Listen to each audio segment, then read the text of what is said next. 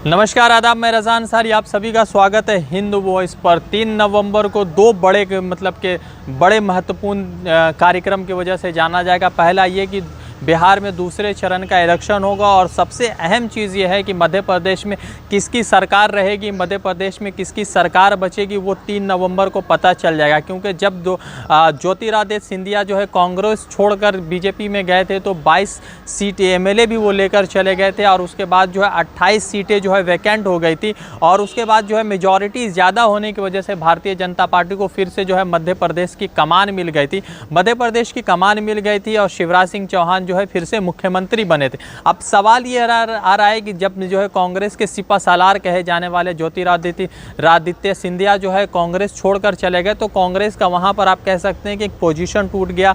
कमलनाथ मुख्यमंत्री के जो कुर्सी पर बैठे थे वो कुर्सी उनसे छीन ली गई और कुर्सी छीनने के बाद जो 28 सीटें वैकेंट हो गए, उन सीटों पर जो है फिर से चुनाव होने की बात चल रही। अब जो है ज्योतिरादित्य सिंधिया ने जो है कांग्रेस से कहा है, कमलनाथ से कहा है कि उनको जो है कुत्ता कहा गया और वीडियो वायरल हो रहा है कि कमलनाथ से कह रहे हैं, सिंधिया ये कह रहे हैं कि मुझे कुत्ता कहा गया और वो स्वीकार कर रहे हैं कि हाँ मैं कुत्ता हूँ, मैं अपने मास्टर का बातें को मानता हूँ, मैं अपने मास्टर की प्रशंसाएं करता हूँ, अपने मास्टर का ओबीडियंट हूँ, अपने मास्टर का फेथफुल हो। जिसके बाद जो है कांग्रेस ने जब ये भाषण सुना तो कांग्रेस की तरफ से रिवर्ट बैक ये किया गया कि कभी भी सिंधिया के खिलाफ यानी ज्योतिरादित्य सिंधिया के खिलाफ इस तरह का भाषा का प्रयोग कभी भी कमलनाथ ने नहीं किया। वैसे एक चीज़ ज़रूर है कि 28 नवंबर को 28 सीटों पर चुनाव होगा। उस चुनाव में अगर कांग्रेस जो है 28 सीटें जीत पाती है तो फिर से सत्ता में आ जाएंगे और अगर बीजेपी 8 सीटें जीत जाती है तो बीजेपी ही सत्ता में रहेंगे। क्योंकि अगर बीजेपी को सत्ता में रहना तो 8 सीटें चाहिए और कांग्रेस को सत्ता में रहना तो 28 सीटें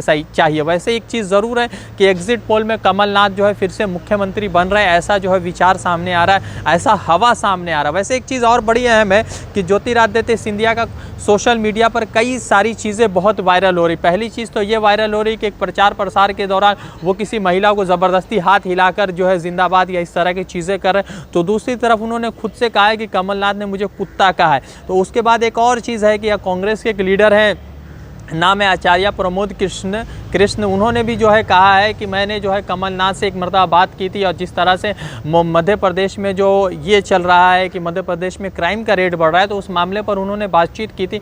मगर उनके सत्ता में बैठे हुए कुछ जो है दलाल थे, कुत्ते थे जो माफिया के लिए काम कर रहे थे, उन्होंने जो है कमलनाथ को ये स्टेप लेने नहीं दिया। तो अब सवाल ये पैदा होता है कि आपके खेमा में रहने वाला आदमी आपके लिए लड़ रहा था, मगर जब भारतीय जनता पार्टी के खेमे में चला गया है तो वो आपके खिलाफ इस तरह के प्रहार कर रहा है और आपके खिलाफ इस तरह की बातें फैला रहा है। वैसे एक चीज़ ज़रूर है कि कांग्रेस की सरकार जो है मध्य प्रदेश में हो ना हो, मगर ज्योतिरादित्य सिंधिया जिस मकसद से बीजेपी में गए थे उनका मकसद जो है नाकाम हो गया था। अब आपको बताते हैं कि 230 विधानसभा सीट वाले मध्य प्रदेश में जो है बीजेपी के पास फिलहाल 107 सीट है और कांग्रेस के पास 87 सीट है और एसपी जो है एक जो सीट है वो कांग्रेस के सपोर्ट में और बहुजन समाजवादी पार्टी के पास जो 2 सीट है वो जो है बीजेपी को सपोर्ट कर रहे हैं। तो मायावती का भी कोई स्टैंड सामने रहा नहीं और मायावती के साथ जो है ये भी सामने आ गया कि वो अखिलेश यादव के खिलाफ भी चली गई हैं।